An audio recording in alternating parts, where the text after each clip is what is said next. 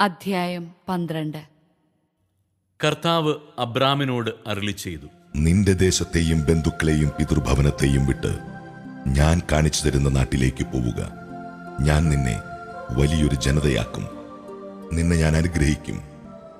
നിന്റെ പേര് ഞാൻ മഹത്തമമാക്കും. അങ്ങനെ നീ ഒരനുഗ്രഹമായിരിക്കും. നിന്നെ അനുഗ്രഹിക്കുന്നവരെ ഞാൻ അനുഗ്രഹിക്കും. നിന്നെ ശപിക്കുന്നവരെ ഞാൻ ശപിക്കും. നിന്നിലൂടെ ഭൂമുഖത്തെ വംശങ്ങളെല്ലാം അനുഗ്രഹീതമാകും. കർത്താവ് കൽപ്പിച്ചതനുസരിച്ച് അബ്രാം പുറപ്പെട്ടു. ലോത്തും അവന്റെ കൂടെ തിരിച്ചു.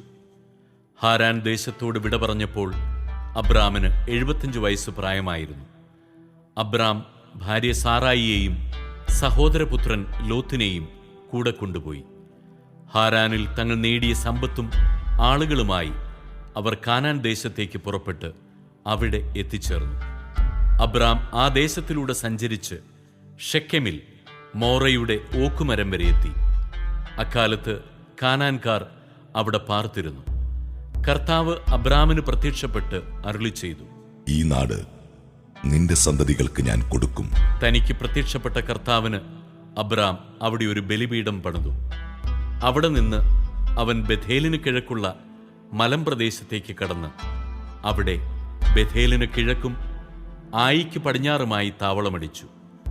അവിടെ ഒരു ബലിപീഠം പണിത് കർത്താവിന്റെ നാമം വിളിച്ചു.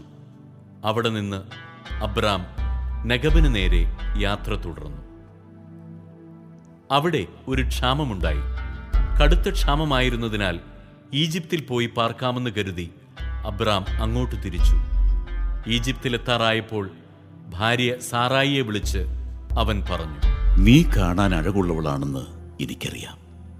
നിന്നെ കാണുമ്പോൾ ഈജിപ്തുകാർ പറയും, ഇവൾ അവന്റെ ഭാര്യയാണ്.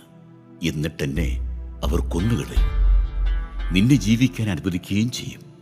നീ മൂലം എനിക്ക് ആപത്തുണ്ടാകാതിരിക്കാൻ നിന്നെ പ്രതി അവർ എൻ്റെ ജീവൻ രക്ഷിക്കാൻ വേണ്ടി നീ എൻ്റെ സഹോദരിയാണെന്ന് പറയണം.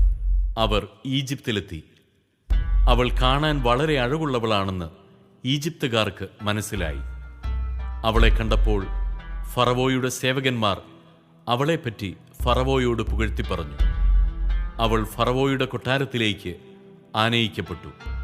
ഫറവോ അവളെ പ്രതി അബ്രാമിനോട് നന്നായി പെരുമാറി.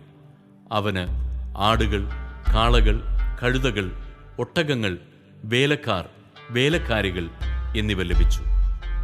പക്ഷേ അബ്രാമിന്റെ ഭാര്യ സാറായിയെ പ്രതി കർത്താവ് ഫറവോയെയും കുടുംബത്തെയും മഹാമാരികളാൽ പീഡിപ്പിച്ചു.